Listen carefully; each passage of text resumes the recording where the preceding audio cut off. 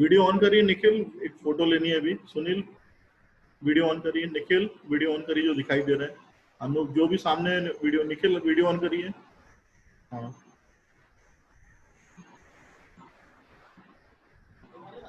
चलिए चलिए। Today I will discuss about the topic name is introduction of types of energy and the fuel used in thermal power plant. That is the part of power plant engineering and the semester 7. The first law of thermodynamics before entering of the types of energy which is using in the power plant or the power conservation devices. I will discuss about the here the first law of thermodynamics, that is a basic theme about the energy conservation. We know that about from the childhood, and the energy is created, not be destroyed, but it can be changes from one form to another form. That is the main theme of the energy conservation. The first law statement basically deal with the conservation of the energy. Here it is showing here first law of thermodynamics deal with the law of conservation of energy, which state that the energy can be neither created nor be destroyed. Energy existing in the various form: the mechanical energy, thermal energy, nuclear energy, and the electrical energy. You know very well all. Zeroth law of thermodynamics, second law of thermodynamics. Zeroth law of thermodynamics, it is the base on the thermal equilibrium. In a domestic purpose, if a thermometer is used, thermometer is basically deal with the thermal equilibrium. Second law of thermodynamics, it is dealing with the degradation of the energy, not a conservation of the energy, degradation of energy. यदि आप गाड़ी चलाते हैं तो गाड़ी चलाते वक्त में कभी भी आपको पेट्रोल से पूरा आउटपुट नहीं मिलता है, ये सभी को पता है। कुछ ना कुछ एनर्जी का लॉस होता है, कुछ ना कुछ जो थर्मल एनर्जी है या मैकेनिकल एनर्जी है वो पूरी तरीके से आपस में म्यूचुअली कन्वर्टेबल नहीं हो पाती है। Some part of the energy is lost into the smoke form. ये आपने देखा, स्मोक जब निकलता है तो अपने साथ में एनर्जी को ले जाता है, तो वो एनर्जी यदि अपने साथ में जा रही तो that is the loss of energy, and this is the called the degradation of the energy. The second law, it is the basic of the degradation of the energy. What is the meaning of power? Power क्या है? It is dealing with the from the childhood condition. The power is when we talk about the power, we mean that the amount of energy delivered the per second, that is called the power. 1 joule per second is equal to the watt, and the rate of doing work, that is also called a power. तो power को जो define करने की तरीका है, छोटे से हम पढ़ते आ रहे हैं कि कार्य करने की क्षमता को हम पावर या शक्ति बोला करते हैं। तो पावर से ही डेवलप हो रही एनर्जी, या energy is consisting of the and main constitutes of the power is called energy. Energy is the measure of the ability of body or system, physical quantity of energy per unit time, that is the power. यहाँ पे जो लिखा हुआ है physical quantity of energy per unit time, that is the power. तो power को जो unit रहती है वो that is the rate of doing work. तो rate of doing work का मतलब यदि रेट वहां पे लग गया है तो पर यूनिट टाइम के हिसाब से चल रहे हैं, और पर यूनिट टाइम के हिसाब से चल रहे हैं तो जूल पर second, that is the unit of power. Power is primarily associated with, that is the mechanical work, and second thing is the electrical energy. So power is the rate of flow of energy. Energy requirement is through the various devices in a mechanical component and the electrical form also. Power plus plant, तो ये बनेगा आपका power plant. Power plant का मतलब है power plant is a unit build for a production and delivery of a flow of mechanical और electrical energy, that is the power plant. और that is a machine produce and deliver a flow of mechanical and और electrical energy, that is the power plant machine. Example of the IC engine, IC engine के case में भी आप देखेंगे तो वो भी आपका एक प्रकार से पावर प्लांट है, जो कि एनर्जी को एक फॉर्म से दूसरे फॉर्म में कन्वर्ट करके दे रहा है और आपकी गाड़ी चल रही है. Two wheeler, that is the example of ICE engine. What are the sources of energy? Different kinds of the sources of energy, that is a fuel, fuel के द्वारा एनर्जी प्रोड्यूस की जाती है. न्यूक्लियर एनर्जी के द्वारा energy produce होती है. Hydro energy, water के द्वारा एनर्जी प्रोड्यूस होती है. Energy will be produce by the wind, energy produce by the solar sun radiations, energy produced by the tidal up and down, tide and step, and the energy produced by the geothermal and the energy produced by the thermoelectric manner. There are the different kinds of the energy. Sources of energy, that is the conventional sources of energy, and the unconventional sources of energy. Conventional sources of energy, that is the not renewable, ये आपको पता है, जिसको कि हम renew नहीं कर सकते हैं, वो आपकी कन्वेंशनल सोर्सेज ऑफ एनर्जी है. कोयला है, पेट्रोल है, डीजल है, पेट्रोलियम है, ये सारी चीजें आपकी नॉन रिन्यूएबल है, जिसको हम कन्वर्ट या बोलना चाहिए इसको रिप्लेनिश टाइप का नहीं कर सकते या कंटिन्यूसली यूज नहीं कर सकते हैं. जबकि अनकन्वेंशनल जो नॉन कन्वेंशनल एनर्जी सोर्सेज है, जैसे कि रिन्यूएबल एनर्जी सोर्सेज कह लगते हैं, इनको रिप्लेनिश किया जा सकता है, इनको काफी टाइम तक इस्तेमाल किया जा सकता है, जिसमें कि सन है, विंड है, जियोथर्मल है और हाइड्रो पावर है. इस टाइप की एनर्जी जो रहती है वो आपकी रिन्यूएबल सोर्सेज ऑफ एनर्जी के रूप में होती है. अब फ्यूल क्या कहलाता है, फ्यूल को किस तरीके से हम डिस्क्राइब करेंगे. A fuel is a substance which gives the heat energy on the combustion. जैसे कि हमने बॉयलर के केस में पढ़ा था कि बॉयलर में यदि स्टीम को प्रोड्यूस करना है तो पानी को गर्म करना पड़ेगा, और पानी को गर्म करने के लिए कंबशन फ्यूल का करना जरूरी है. तो फ्यूल का कंबशन कब करेंगे, फ्यूल का कंबशन हम करेंगे जब हमको वहां पे एनर्जी की रिक्वायरमेंट रहेगी. तो after the combustion of fuel there will be a produce of some part of energy. The main combustible elements of a fuel are, that is the carbon and hydrogen. जो main elements fuel का combustible का रहता है वो carbon और hydrogen रहता है. The presence of sulfur is undesirable, though it is also a combustible. ये सल्फर को जो कंटेंट रहता है ये अनडिजायरेबल माना जाता है. और चूंकि फ्यूल जो है दो तरीके के इस्तेमाल होते हैं, प्राइमरी फ्यूल और prepared fuel. Primary fuels occur directly in the nature, जो कि आपको कोल के फॉर्म में मिलता है. आप देखते हैं यदि आपका बहुत ज़्यादा ब्लैकिश टाइप का कोल है तो वो आपका प्राइमरी फ्यूल है. And prepared fuel also called as a derive fuel and are prepared artificially. Prepared fuel जो रहते हैं, प्राइमरी फ्यूल को आर्टिफिशियल तरीके से प्रिपेयर किया जाता है, उसको हम प्रिपेयर्ड फ्यूल या डेराइव फ्यूल के नाम से जानते हैं. ये फ्यूल की कैटेगरीज हैं, जहाँ पे आप देख रहे हैं लिक्विडफाइड पेट्रोलियम गैस है, केमिकल्स है, पेट्रोल्स फॉर द व्हीकल्स है, jet fuel, paraffin for the lighting and heating है, डीजल फ्यूल्स हैं. ये सारे फ्यूल की कैटेगरीज हैं. तो यहाँ पे जो पहला C1 to C4 है, ये गैसेस को कन्वर्ट करने में रहता है. C5 to C9 है, नेफ्था बनाने के लिए रहता है. C5 to C10 जो रहता है पेट्रोल गैसोलीन बनाने के लिए रहता है. C10 to C16 जो रहता है वो कैरोसिन पैराफिन के लिए रहता है. C14 to C20 जो रहता है वो डीजल ऑयल के लिए रहता है. C20 to C50 जो रहता है लुब्रिकेटिंग ऑयल के लिए रहता है. C20 to C70 जो रहता है वो आपका फ्यूल ऑयल के लिए रहता है. एंड ग्रेटर देन C70 जो रहता है रेसिड्यूल पार्ट के लिए रहता है. तो this is the categorization of the fuel. तो फ्यूल के कैटेगराइजेशन के लिए हमने यहाँ पे कार्बन के परसेंटेज को चेक कर लिया कि कार्बन का परसेंटेज या कार्बन के एटम्स कितने कहाँ पे हैं. क्लासिफिकेशंस ऑफ द फ्यूल यदि करेंगे तो तीन तरह के फ्यूल्स होते हैं. पहला फ्यूल होता है सॉलिड फ्यूल, दूसरा लिक्विड फ्यूल, तो तीसरा होता है गैसेस फ्यूल. तो सॉलिड फ्यूल जो होता है तीन कैटेगरीज में दिखाई गई है, वुड, पीट और लिग्नाइट.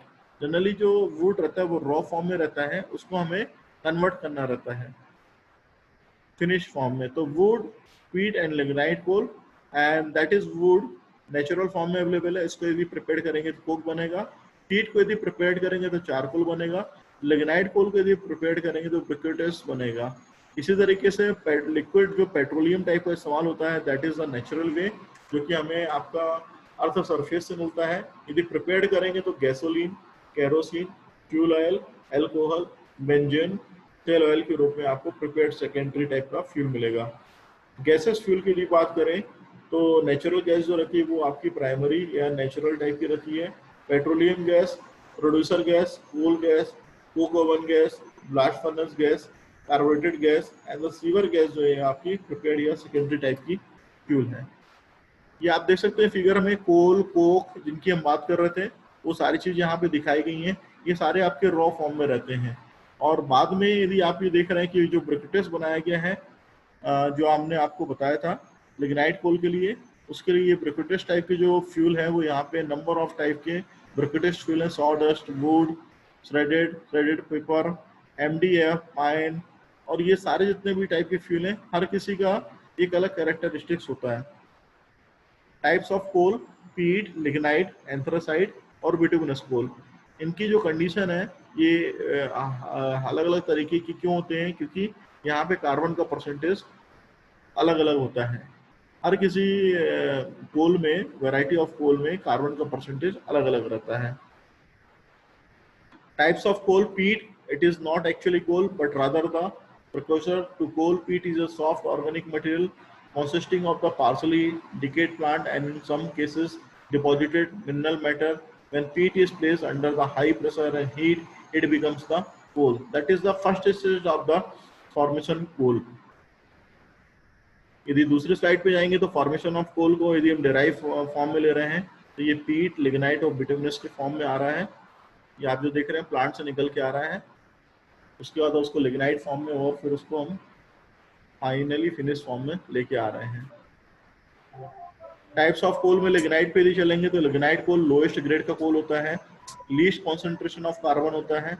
सब बिटुमिनस में चलेंगे तो it is a black in colour, dull, not shiny and has a higher heating value than the lignite, break into the pieces during the storage. That is the another category of the coal.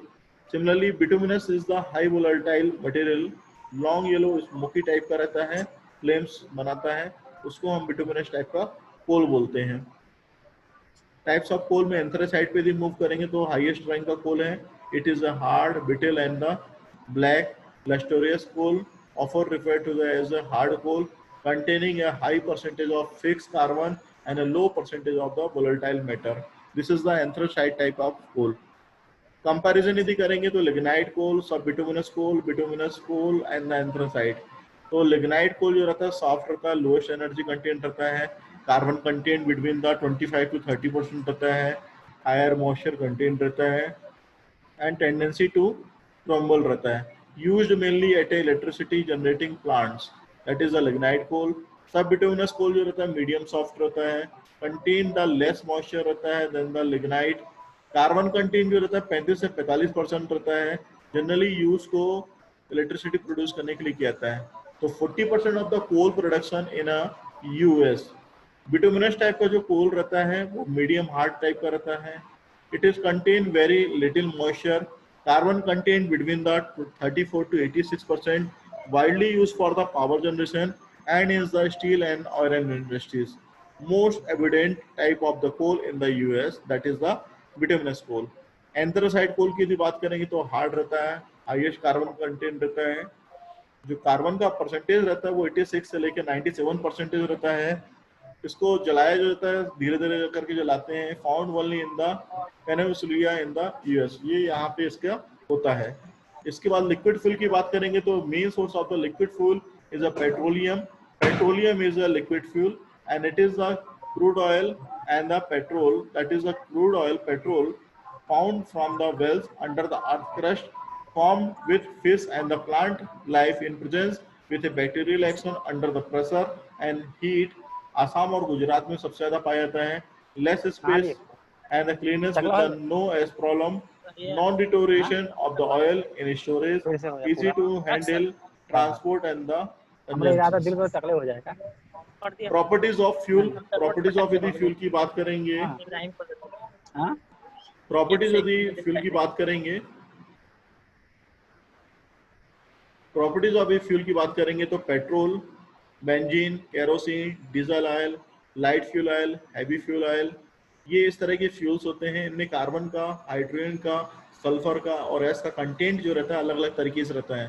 Suppose that यदि हम बात करेंगे कि petrol में carbon percentage कितना है, that is the 85.5, hydrogen percentage 14.4, sulphur की बात करेंगे 0.1। इसी तरीके से कंटिन्यू यदि आप आगे बढ़ेंगे तो सबसे ज्यादा आपको जो दिखाई देगा यहाँ पे वो 91.7 जो है कार्बन का परसेंटेज बेंजीन में रहता है, 8% हाइड्रोजन का कम है यहाँ पे, 0.3% सल्फर का है। तो टोटल 100% यदि आप देखेंगे तो 91.7 कार्बन का परसेंटेज बेंजीन में ज्यादा रहता है। That is the fuel is very efficient fuel because of the combustion is the completely converted. And how many types of the properties should be required in the liquid type of fuel? तो किस तरह की properties जो है liquid fuel में requirement रहेगी, जरूरत पड़ेगी, वो हमें देखना है। पहला स्पेसिफिक ग्रेविटी है, दूसरा आपका फ्लैश पॉइंट है, तीसरा फायर पॉइंट है, चौथा वोलेटिलिटी है, पांचवा आपका पोर पॉइंट है, सिक्स आपका विस्कोसिटी है, सातवां कार्बन रेसिड्यू है, आठवां ऑक्टेन नंबर है, नौवां सीटेन नंबर है, दसवां कोरोसिव प्रॉपर्टीज है, ग्यारहवां एस कंटेंट है और बारहवां गम कंटेंट है, तेरहवां हीटिंग वैल्यू है और फाइनली 14 नंबर सल्फर कंटेंट है। तो these are the properties requirement for a liquid fuel. Gases fuel की बात करेंगे तो natural gas that is obtained from the deposited in the sedimentary rock formation which are also sources of the oil. Methane और ethane की gas इस्तेमाल की जाती है जिसकी की calorific value 21,000 kilo joule per metre cube होती है। जनरली इसको ऑटोमोटिव में इस्तेमाल किया जाता है। जो कोल गैस रहती है that is the consist of burning a suitable grade of coal in a bed with a carefully controlled air supply and steam injection to produce gases and also coke. Coke oven gas, it is obtained during the production of coke by heating the bituminous coal.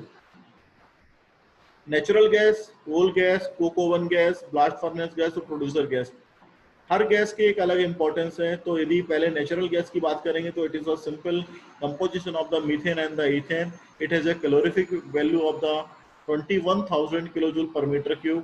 Coal gas की बात करेंगे तो उसमें hydrogen, carbon और carbon monoxide और hydrocarbon होता है। It is prepared by the carbonization of coal. Coke oven gas की बात करेंगे तो it is obtained during the production of coke by the heating the bituminous coal. The volatile content of coal is driven up by the heating and the major portion of the gas is utilized in heating. Blast furnace gas की बात करेंगे तो it is obtained from the smelting operation in which air is forced through layers of coke and iron core. The example being that of pig iron manufacture where this gas is produced as by the product and the contains about 20% of the carbon.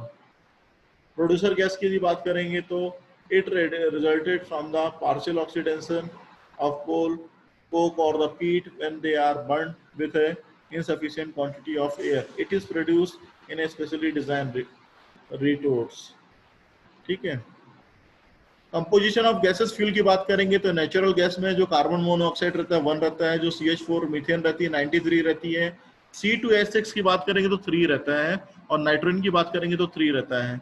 इसी तरीके से कोल gas की यदि बात करेंगे तो यहाँ पे 53.6 हाइड्रोजन है, 9 जो परसेंटेज है वो कार्बन मोनोऑक्साइड है, मीथेन जो है 25 है, C4H8 जो है 3 है, O2 जो है 0.4 है, CO2 जो है 3 है और N2 जो है 6 है।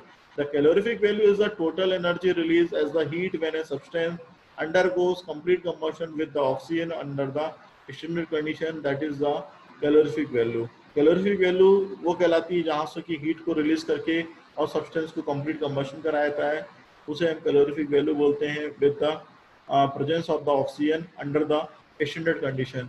Extended condition normal temperature pressure conditions कहलाती हैं जिसमें कि प्रेशर आपका 1 बार और टेम्परेचर 27 डिग्री सेंटीग्रेड रहता है। कंबशन ऑफ कोल और कोल कंबशन थ्योरी की बात करेंगे तो combustion is a rapid chemical reaction between the fuel and oxygen. When combustible elements of the fuel combined with the oxygen heat energy comes out. यदि combustion को basically आप देखेंगे तो ऑक्सीजन की प्रेजेंस में ही कंबशन की प्रोसेस होती है। यदि आपको ऑक्सीजन नहीं प्रोवाइड की जाएगी तो कंबशन प्रॉपर तरीके से नहीं हो पाएगा। सपोज दैट यदि आपके पास कोल है और आपके पास एयर नहीं है तो उस केस में कंबशन इनकम्प्लीट माना जाएगा, कंबशन प्रॉपर तरीके से नहीं होगा। इसी तरीके से यदि आपका कार्बन मोनोऑक्साइड ज्यादा हो रहा है फ्यूल में या कंबशन के दौरान, उस टाइम पे इनकम्प्लीट कंबशन माना जाएगा। तो during the combustion combustible elements like the carbon, sulfur, hydrogen combined with the oxygen and produce the respective oxides. The source of oxygen in the fuel combustion is air. By volume, there is a 21% of the oxygen present in the air, and by weight, it is a 23.2%. Although there is a 79% of the by volume nitrogen in air, but it plays no role in the combustion, that is the combustion of coal or coal combustion theory part. Combustion of coal में यदि nitrogen रहती है तो that is produce the heat during the combustion to steam boiler stick. As per the combustion theory, the quantity of air required for the combustion is that at which the provide sufficient oxygen to completely oxidize combustible element of the fuel. The quantity of air is normally known as the stoichiometric air requirement.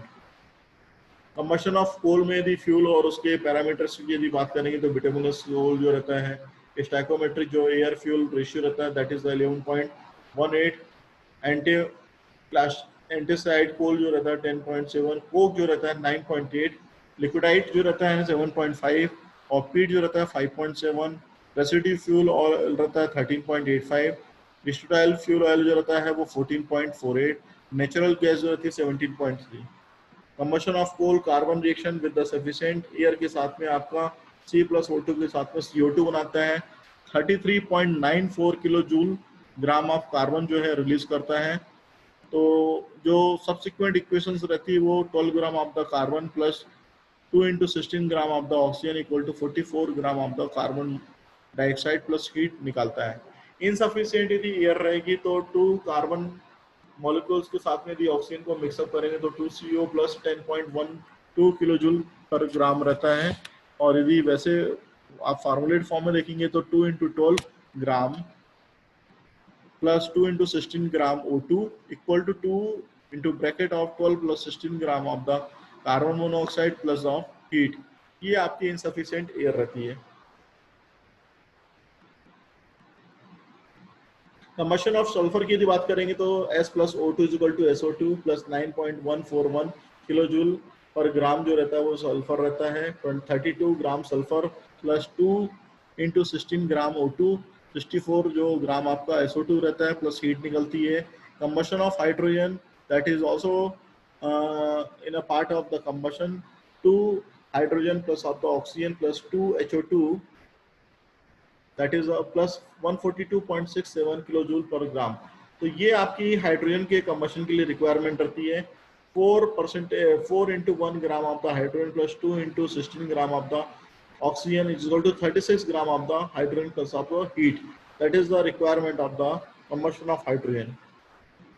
Carbon complete combustion की यदि बात करेंगे तो complete combustion of carbon में भी express by that is C+O2 is equal to CO2।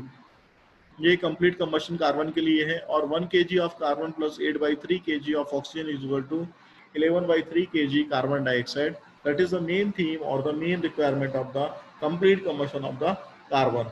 तो जो equation number 1.3 है that is indicate one molecule of the carbon combined with the one molecule of the oxygen to give the one molecules of the carbon monoxide।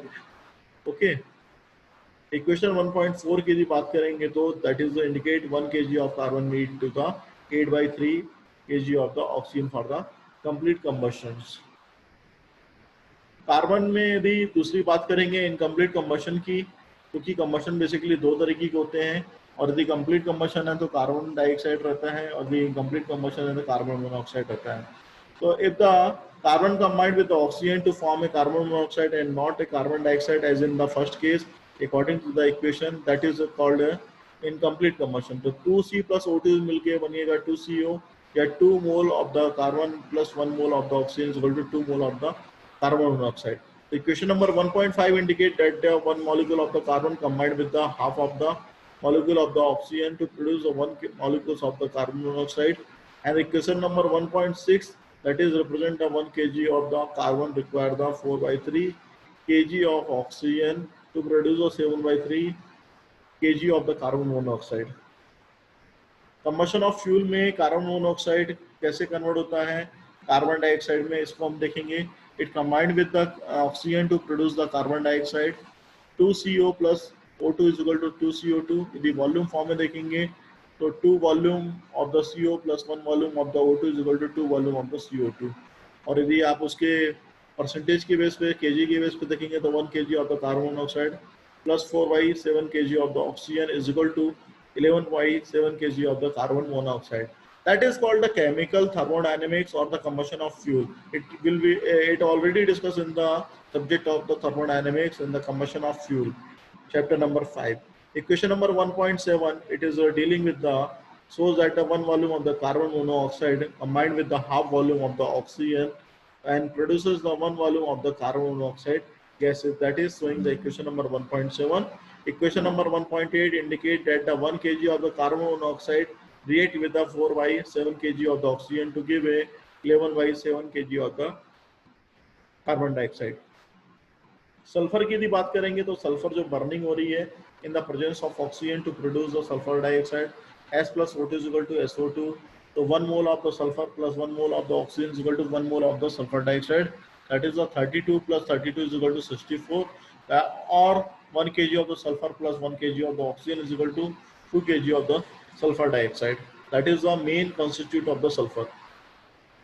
आगे बात करेंगे hydrogen, methane, ethylene के लिए। तो ये बहुत ज़्यादा नहीं है, ये आपको सिर्फ मैं बता देता हूँ कि हाइड्रोजन यदि ऑक्सीजन के साथ में बर्न होता है तो वाटर बनाता है, और यदि मीथेन यदि ऑक्सीजन के प्रेजेंस में यदि बर्न की जाती है तो वहाँ से आपका कार्बन डाइऑक्साइड और हाइड्रोजन या वाटर निकल के आता है। इथिलीन को यदि हम ऑक्सीजन की प्रेजेंस में और करते हैं, कंबाइन करते हैं, तो कार्बन डाइऑक्साइड निकलती है, साथ ही साथ में वाटर वेपर निकलते हैं। तो इन सब के केमिकल फार्मूलेज यहाँ पे दिए हुए हैं, इनका वॉल्यूमेट्रिक इक्वेशंस दी हुई हैं, इनको हम रीड आउट कर सकते हैं, इनको नोट डाउन कर सकते हैं, क्योंकि इन सब का परसेंटेज इनके मॉलिक्यूलर वेट पे और मास ऑफ वेट पे डिपेंड करता है। तो ये सारी चीज़ें आपकी अलग अलग तरीके से इफेक्ट करती हैं। तो आज के लिए इतना। कल हम रिन्यूएबल एनर्जी सोर्सेज के दूसरे टाइप्स देखेंगे, और उसमें हम बात करेंगे कि किस तरीके से एनर्जी को, रिन्यूएबल एनर्जी को किस तरीके से यूटिलाइजेशन कर सकते हैं प्रॉपर तरीके से। रिन्यूएबल एनर्जी हमारे पास कई तरीके की होती है, सोलर एनर्जी है, विंड एनर्जी है, टाइडल एनर्जी है, जियोथर्मल एनर्जी है। इस तरह की एनर्जी जो आप देख रहे हैं, ये सारी एनर्जी हमारी काउंट होती है। ठीक है, किसी को कोई क्वेश्चन पूछना तो पूछ सकता है। 4 मिनट्स ओनली लेफ्ट। अटेंडेंस अभी मैं 1 मिनट में ले लूंगा आप लोगों की फिर से।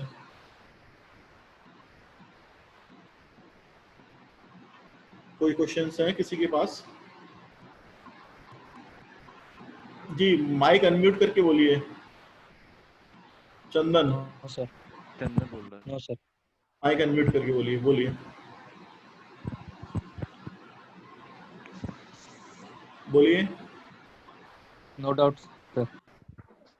चलिए, तो मैं यहाँ पे रिकॉर्डिंग को भी बंद कर देता हूँ।